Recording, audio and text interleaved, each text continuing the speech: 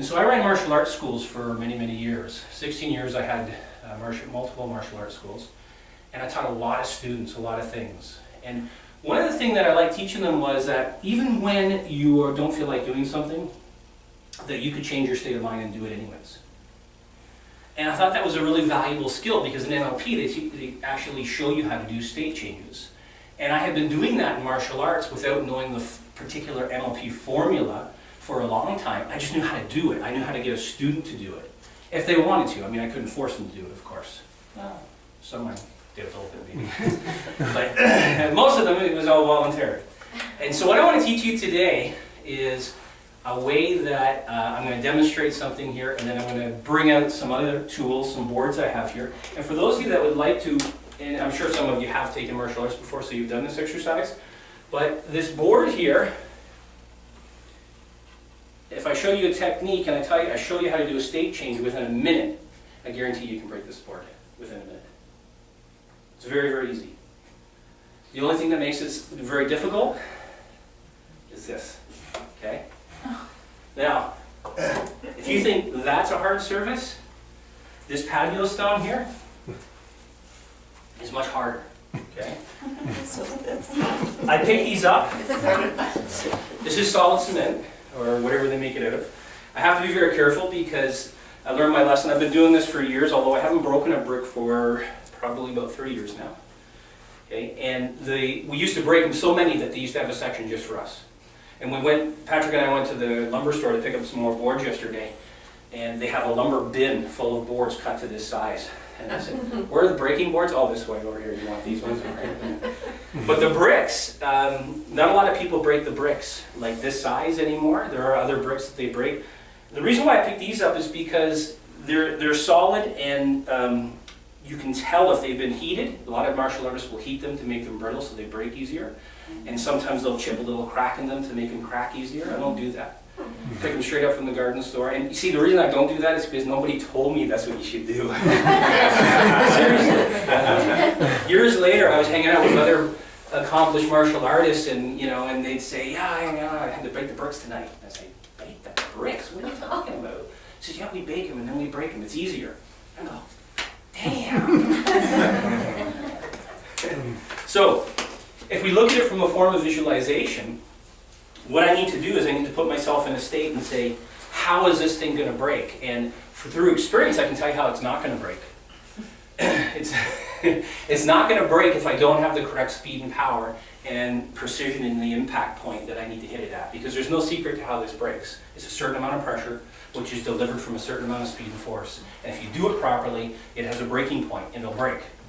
The challenge with that is most people who do it is they have their mind get in the way, and fear creates hesitancy. And hesitancy creates slower speed, slower impact force, and the brick won't break, and you end up with a very sore hand. And how I learned this was when I was 16 years old. I had just joined the apprenticeship program for teaching martial arts, and we had a bunch of older senior instructors there. And the master instructor said, to this gentleman named Roger Chenard, who was my I looked up to him, he was a senior instructor and stuff, and he says, I'm going to teach you how to break a brick, Roger. And Roger would come up, and he's a big senior guy, he's been doing martial arts for years, and he was teaching them this technique, and he kept smashing his hand off this brick. And he probably did it about 8 times, and then he finally said, I can't do it anymore. And his hand was all tenderized, and it was beaten up pretty bad. And so I was sitting there looking at him saying, like, Roger, like, I could see clearly how the fear was making him slow down. Because you would see him, and you go, hi! And then all of a sudden he'd go, and he'd bounce off. And you can't do that. You got to go through. You got to commit. Once you make the decision, you got to do it. Well, I thought I'm safe because I'm just a lowly little apprentice. Of course, what does the master instructor do? As soon as he figures out Roger can't break it, for some reason out of 20 people, he looks at me and he says, Terry, come here. And I'm like, he must have heard what I was saying. I'm like, I gotta learn to be quieter. So I came up and I said, what? And he says, break it. And at that point, he had helped me a lot in my life, get through a lot of challenging things. And so I trusted him. And he says, look, the secret to this is simple. Don't overthink it. You know the technique. You know what to do. You got to do it. And I did it, and my hand went through like butter. The second time I was so overconfident that in front of a class I tried to demonstrate it, and my hand bounced right off that brick. And it was like, bang! And I went, what happened? I wasn't able to create the same state of mind. I reflected back to that feeling of, oh, I had did it. And you see, I didn't recreate the same speed and power. I just recreated the memory, not the actual reality of what I needed in the moment, okay? I don't know if I'm gonna break it today, to be honest with you, because I haven't done it in 3 years. But I'm gonna fall into this state of everything that I should be doing, the form, the technique, the point that I have to look at. And the point that I look at for accuracy is right here. But I don't put my gaze here for the point that I'm actually stopping at, because that would be futile. Because I still would not have the speed or power if I stop my hand here. I have to look beyond that. I have to choose a point beyond the target, and I have to shoot for that. And that'll allow me, providing I don't slow down, to get my hand with enough speed and power to go through the cement. Okay? Now, has anybody ever gotten hurt doing this? Yeah. We've had overzealous instructors who see a demonstration like this and they, I'm gonna go do what so-and-so did, and they set it all up, and they come back in when they're in a cast. They broke their arm. Because they didn't hit it properly, they turned their hand wrong at the last moment, right? And they cracked the wrist bone. Or they hit it with there's another technique where you use a forearm, and they didn't get their forearm all turned around properly. And they hit it with the bone on the side, and they cracked their bone. So please, don't go and do this at home after we're done with it today, okay? Okay.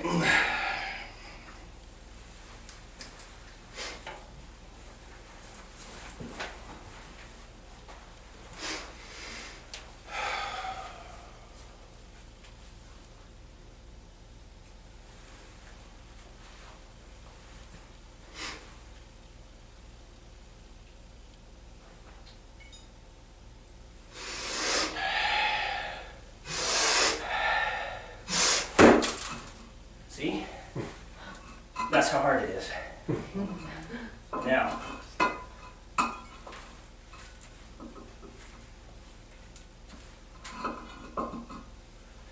going to do it again.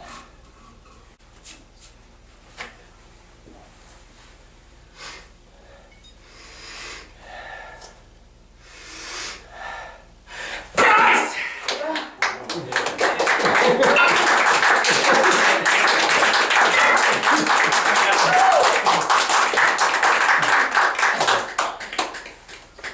Other than the hand being a little red, it's fine. There's no structural damage. Still works. Okay. Now you can have a look at that, just so you can see what it's made of.